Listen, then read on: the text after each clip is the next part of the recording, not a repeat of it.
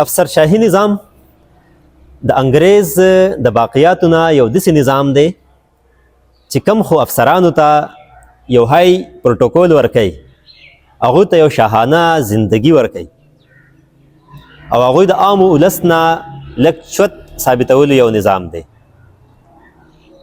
عام ولس په ذهن کې دا خامخا راځي چې دا سړی افسر دی او زه د دا غلام یم یا زه د نوکر یم. حالانکې داسې نه ده. عام سړی د دې وطن مالک دی، عام سړی د دې وطن اونر دی او افسر چې هر څومره لوی افسر دی نو هغه امپلای دی، اصل کې هغه نوکر دی. دا شعور چې کله زمونږ په وطن کې زمونږ په خلکو کې راغلو چې کوم افسر هم دی د ده خپله ډیوټي ده، دی به خپله ډیوټي کوي. هغه که دی د پرایس کنټرول کوي، که د بازار کوي، که د هغه د امن و امان حوالې سره کوي، که د غلاګانو د کمولو د حوالې سره کوي، خو دا د ډیوټي ده، دا به دی ډیوټي کوي. څه د فخر خبره نه ده. او که نشي کولی نو د هغه نه د باقاعده حساب کتاب وشي. نو کوي به یې څوک؟ ځکه چې د علاقې هر وګړی، هر خو نشم ویلی خو اکثریتي وګړی او کوم چې بااثره خلک وي هغې کې هم ښه کافي تعداد د هغوی دا خواهشي چې موږ د څومره نږدې پاتې شو د افسرانو سره. افسران به د ده نه په عمر کې د ده د بچو په زیږي، خو د علاقې افسر به او دی به چې کوم دی دی به د هغه ډېر په معذرت سره د چاپلوسۍ د حده پورې ځي، یا به د ده څه مفاد وي، یا به چې کوم دی نو هسې دا څیزونه خوښوي او د هغې اثر څه راشي.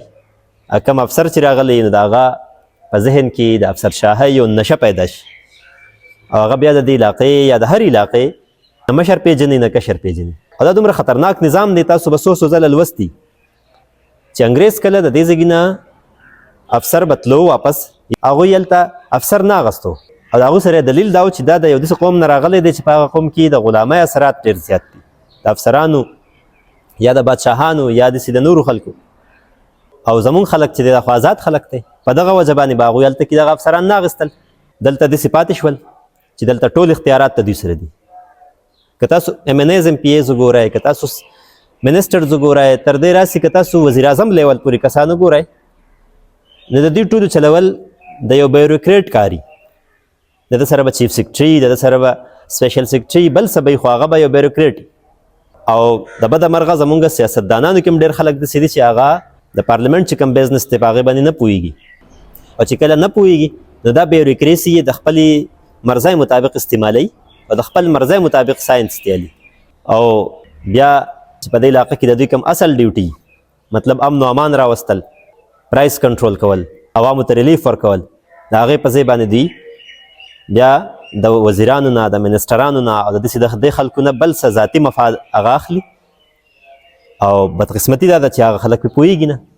نو دا یو داسې خطرناک نظام دی چې په دې ملک باندې اړام هم دی او د ملک کې ډېرو خلکو ته پته هم نشته چې یاره زمونږ ملک د کوم ځای نه ډډ دی، کوم ځای کې مونږ خو ظاهره طور مونږ ته خو سیاستدانان ښکاري او مونږ ته خو جرنیلان ښکاري، ججان ښکاري، خو دا طبقه پکې مونږ ته نه ښکاري. حالانکې د دوی څومره کردار دی د دې سیس په بګاړ کې چاته چې افسران یا بیوروکراسي ویل کېږي.